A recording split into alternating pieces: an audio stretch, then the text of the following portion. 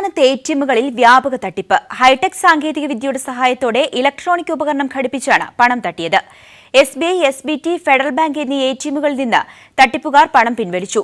നിരവധി അക്കൌണ്ടുകളിൽ നിന്നായി 2.5 ലക്ഷം രൂപ പിൻവലിച്ചതായാണ് പോലീസ് കണ്ടെത്തിയിരിക്കുന്നത്. പോലീസും സൈബർ സെല്ലും അന്വേഷണം ആരംഭിച്ചിട്ടുണ്ട്.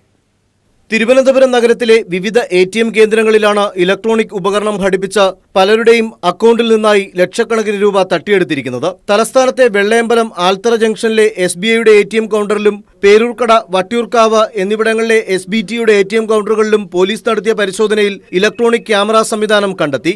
ഇത്തരത്തിൽ ATM കൗണ്ടറുകളിൽ ഘടിപ്പിച്ചിട്ടുള്ള ഉപകരണത്തിന്റെ സഹായത്താൽ ഒരാൾ പണം പിൻവലിക്കുമ്പോൾ അവരുടെ ATM കാർഡിന്റെ രഹസ്യ കോഡ് റെക്കോർഡ് ചെയ്ത് അതുപയോഗിച്ച് മറ്റു കേന്ദ്രങ്ങളിൽ നിന്നാണ് തട്ടിപ്പ് നടന്നിരിക്കുന്നത്. പെട്ടെന്ന് ഒരു 9:30 മണിയൊക്കെ ആയപ്പോഴത്തേക്കും ഞങ്ങളുടെ മൊബൈലിലേക്ക് ഇങ്ങനെ മെസ്സേജ് വന്നു. ആദ്യം ഒരു 5,000 രൂപ എന്ന് പറഞ്ഞ് മെസ്സേജ് വന്നു. പിന്നെ ഒരു 5 മിനിറ്റ് ഗ്യാപ്പിനിടയ്ക്ക് 10,000 വീതം 4 പ്രാവശ്യം, മൊത്തം ഒരു 45,000 പോയെന്ന് പറഞ്ഞ് മെസ്സേജ് വന്നു. പോലീസിനും സൈബർ സെല്ലിനും ലഭിച്ച പരാതികളുടെ അടിസ്ഥാനത്തിൽ തലസ്ഥാനത്തെ ബഹുഭൂരിപക്ഷം ATMകളിലും പോലീസ്, ഫിംഗർ പ്രിന്റ് വിദഗ്ധർ, ഫോറൻസിക് വിഭാഗം എന്നിവർ പരിശോധന നടത്തി. City police commissioner Sparjan Kumar ഇപ്പോൾ വരെ ഒരു 12 കേസസ് കിട്ടിയിട്ടുണ്ട്. അപ്രോക്സിമേറ്റ്ലി 2.4 lakhs ആണ് ബാങ്ക് മാനേജർ പറയുന്നത്. അതിൻ്റെ സിസ്റ്റം എന്താണ് ഉപയോഗിച്ചത് അതെല്ലാം എവിഡൻസ് നോക്കിയ ശേഷം പറയും. തലസ്ഥാനത്ത് ATM തട്ടിപ്പ് വാർത്ത വന്നതോടെ ജനങ്ങൾ ആകെ ആശങ്കയിലായിട്ടുണ്ട്. അതേസമയം കോട്ടയം, കൊച്ചി എന്നിവിടങ്ങളിലും സമാന രീതിയിൽ നേരത്തെ തട്ടിപ്പ് നടന്നതിന്റെ അന്വേഷണം പുരോഗമിക്കുന്ന ഘട്ടത്തിലാണ് പുതിയ തട്ടിപ്പും എത്തിയിരിക്കുന്നത്. Sunil Arimanoor, news bureau, Thiruvananthapuram.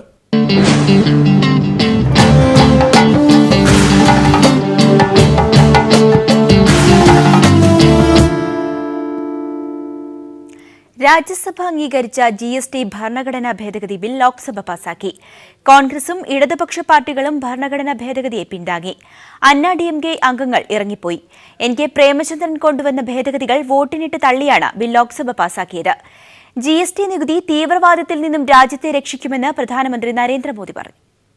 ചരക്ക് സേവന നികുതിയിൽ രാജ്യസഭ കൊണ്ടുവന്ന ഭേദഗതികളോടെയുള്ള ബിൽ ധനമന്ത്രി അരുൺ ജെയ്റ്റ്ലി ലോക്സഭയിൽ അവതരിപ്പിച്ചു. രാജ്യസഭയിലെ ചർച്ചയിൽ പങ്കെടുക്കാത്തതിനാൽ വിമർശനം ഏറ്റുവാങ്ങേണ്ടി വന്ന പ്രധാനമന്ത്രി നരേന്ദ്രമോദി ലോക്സഭയിലെ ചർച്ചയിൽ ആദ്യാവസാനം പങ്കെടുത്ത് സംസാരിച്ചു. നികുതി തീവ്രവാദം എന്ന പ്രയോഗത്തോടെയാണ് മോദി പ്രസംഗം ആരംഭിച്ചത്. നികുതി തീവ്രവാദത്തിൽ നിന്നും രാജ്യത്തെ രക്ഷിക്കാൻ GSTക്കാകും. പിന്നോക്കം നിൽക്കുന്ന സംസ്ഥാനങ്ങൾക്കും ഉപഭോക്തൃ സംസ്ഥാനങ്ങൾക്കും വളർച്ച നേടാൻ GST കൊണ്ട് കഴിയും. മാനുഫാക്ചറിംഗ് സംസ്ഥാനങ്ങൾക്കുണ്ടാകുന്ന നഷ്ടം കേന്ദ്രം നികത്തും. വിലവർദ്ധനവിന് GST ഇടയാക്കുമെന്ന കോൺഗ്രസ് നിലപാട് ബാലിശമെന്നും മോദി കുറ്റപ്പെടുത്തി.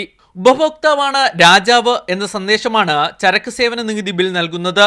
കൂടുതൽ തൊഴിലവസരങ്ങളും ഇതുമൂലമുണ്ടാകും. ജയലളിതയുടെ അണ്ണാ DMK അംഗങ്ങൾ GSTയെ ശക്തമായി എതിർത്തു. വോട്ടെടുപ്പിന് തൊട്ടുമുമ്പ് പ്രതിഷേധത്തിന്റെ ഭാഗമായി ഇറങ്ങിപ്പോയി. രാജ്യസഭയിലും അണ്ണാ DMK അംഗങ്ങൾ ഇറങ്ങിപ്പോയിരുന്നു. RSPയിൽ നിന്നും NK പ്രേമേന്ദ്രൻ കൊണ്ടുവന്ന ഭേദഗതികൾ സഭ വോട്ടിനിട്ട് തള്ളി. ലോക്സഭയും ഭരണഘടനാ ഭേദഗതി പാസാക്കിയതോടെ ബില്ലിനി സംസ്ഥാനങ്ങൾക്ക് കൈമാറും. പകുതി സംസ്ഥാനങ്ങളെങ്കിലും ബിൽ പാസാക്കണം. News bureau, Delhi.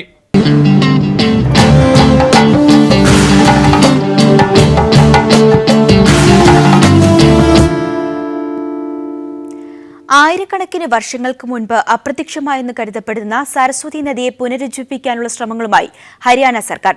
സരസ്വതി നദി ഒഴുകിയതെന്ന് കരുതപ്പെടുന്ന ഭാഗങ്ങളിലൂടെ വെള്ളം തുറന്നുവിട്ടാണ് കൃത്രിമമായി നദിക്ക് പുനർജന്മം നൽകാൻ ശ്രമിക്കുന്നത്.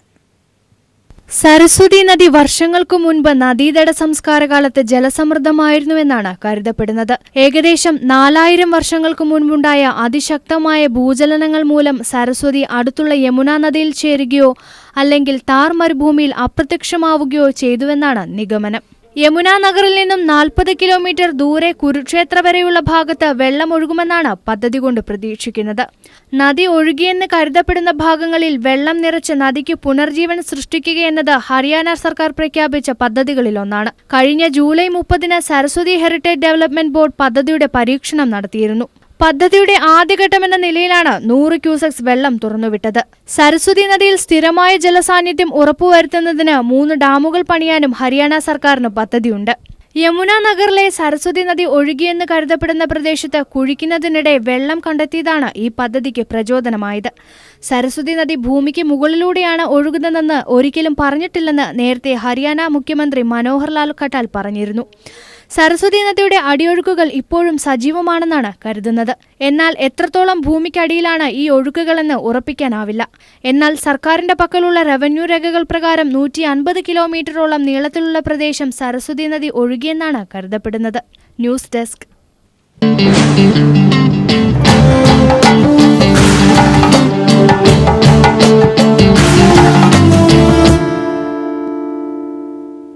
ശരീരത്തെ തണുപ്പിക്കാൻ ലിച്ചിപ്പഴം കഴിഞ്ഞേ മറ്റൊരു പഴമുള്ളൂ. വിറ്റാമിൻ ബിയുടെ കലവറയായ ലിച്ചിയുടെ ജന്മനാട് ചൈനയാണ്. സ്ക്വാഷ്, ഐസ്ക്രീം, വൈൻ എന്നിവയുണ്ടാക്കാൻ ഉപയോഗിക്കുന്ന ലിച്ചിയുടെ വാണിജ്യ സാധ്യതകളും ഏറെയാണ്.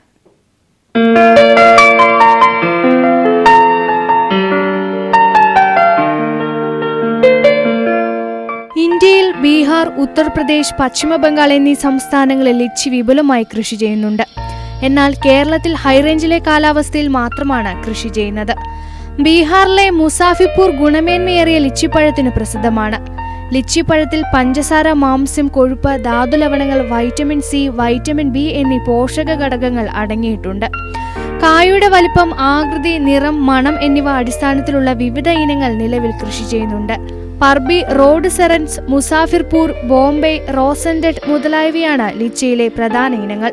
ധാരാളം ശാഖകളോടെ പടർന്നു വളരുന്ന നിത്യഹരിത മരമാണ് ലിച്ചി. 10 മുതൽ 12 വരെ മീറ്റർ ഉയരത്തിൽ വളരുന്ന വൃക്ഷത്തിന് ചെറുതും ഉരുണ്ട് ഓവലാകൃതിയുള്ളതുമായ കായകൾക്ക് പുളിരസം കലർന്ന മധുരമാണ്. വെള്ളം കെട്ടി നിൽക്കാത്ത വളക്കൂറുള്ള മണ്ണിലാണ് ലിച്ചി നടുവാൻ അനുയോജ്യം.